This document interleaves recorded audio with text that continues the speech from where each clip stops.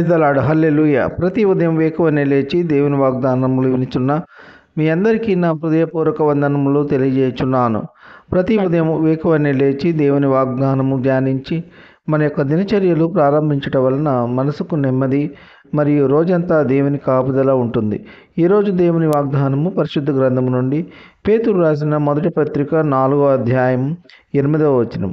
ప్రేమ అనేక పాపములను కప్పును గనుక అన్నిటికంటే ముఖ్యముగా ఒకని ఎడల ఒకడు మిక్కటమైన ప్రేమ గలవారై యుండుడి. ఆమెన్, హల్లెలూయా. అపొస్తలుడైన పేతురు గారు తండ్రి అయిన దేవుని భవిష్యత్తు జ్ఞానమును బట్టి పరిశుద్ధులకును యేసుక్రీస్తు రక్తమందు ప్రోక్షింపబడిన వారికి వ్రాసిన పత్రిక. ప్రియ సహోదర సహోదరి, మరి నిజముగా పేతురు గారు వాక్యం ద్వారా తెలియజేసిన విధముగా ప్రేమ అనేక పాపములను కప్పును అని వాక్యం ద్వారా తెలియజేసి ఉన్నారు.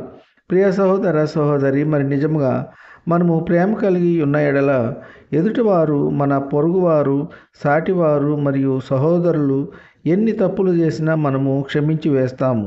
మనలో ప్రేమ లేకపోతే సాటివారిని క్షమించలేము, క్షమాగుణము కలిగి ఉండము.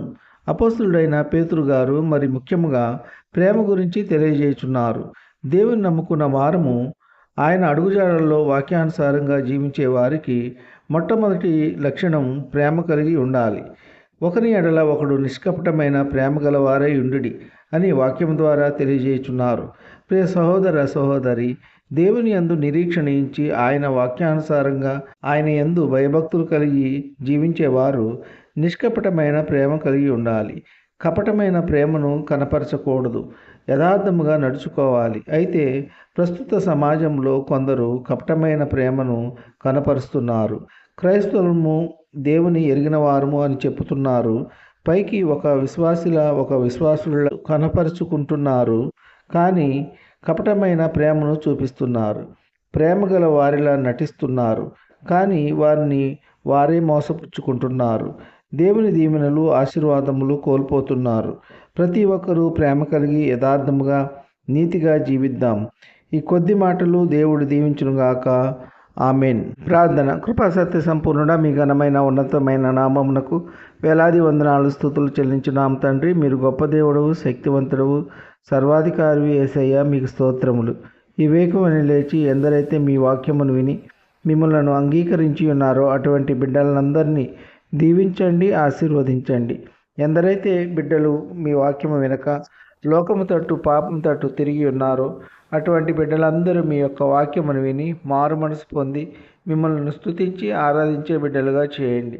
వాక్యం ద్వారా తెలియజేసిన విధముగా ప్రేమ అనేది అనేక పాపములను కప్పును అని వాక్యం ద్వారా తెలియజేసినందుకు మీకు స్తోత్రములు. నిష్కపటమైన ప్రేమను కలిగి ఉండవాలని వాక్యము ద్వారా సెలవిచ్చినందుకు మీకు స్తోత్రములు. ఉద్యోగము లేని బిడ్డలకు ఉద్యోగములు దయచేయండి. వివాహములు కాని బిడ్డలకు వివాహములు జరుగులాగున మీ కృప ఉంచండి. గర్భఫలము లేని బిడ్డలకు గర్భఫలము దయచేయండి. గర్భిణీ స్త్రీలకు సుఖమైన ప్రసవ దినాలు దయచేయండి. తల్లి బిడ్డ క్షేమంగా ఆరోగ్యంగా ఉండులాగున మీ కృప ఉంచండి. వ్యాధిగ్రస్తులను బాగు చేయండి, స్వస్థపరచండి. గాయపడిన వారి గాయములను స్వస్థపరచండి, బాగు చేయండి.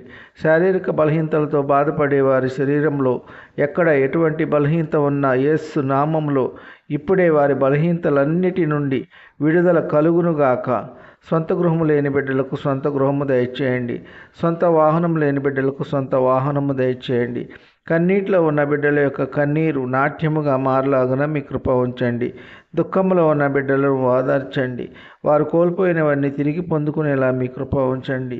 ఉద్యోగస్తులను, వ్యాపారస్తులను, కూలి పని వారిని కాపాడండి. వారు చేస్తున్న పనుల్లో రాకపోకల్లో కాపాడండి. వృద్ధులను కాపాడండి. వృద్ధాప్యంలో ఎటువంటి మనోవేదనకు గురి కాకుండా మీ కృప ఉంచండి.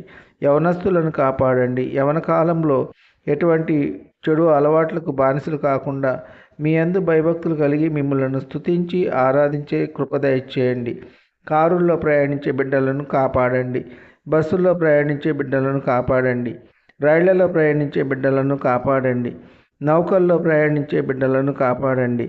విమానాల్లో ప్రయాణించే బిడ్డలను కాపాడండి. ఇతర మోటారు వాహనాల్లో ప్రయాణించే బిడ్డలను కాపాడండి. కొద్ది మనవులు ప్రభువైన యేసుక్రీస్తు పేర వేడుకొంచున్నాము తండ్రి. ఆమెన్. విన్న వాక్యము దీవెనకరంగా ఉన్నట్లయితే లైక్ చేయండి, షేర్ చేయండి, సబ్స్క్రైబ్ చేసుకోండి. మీ సహోదరుడు Kola Daniel. God bless you.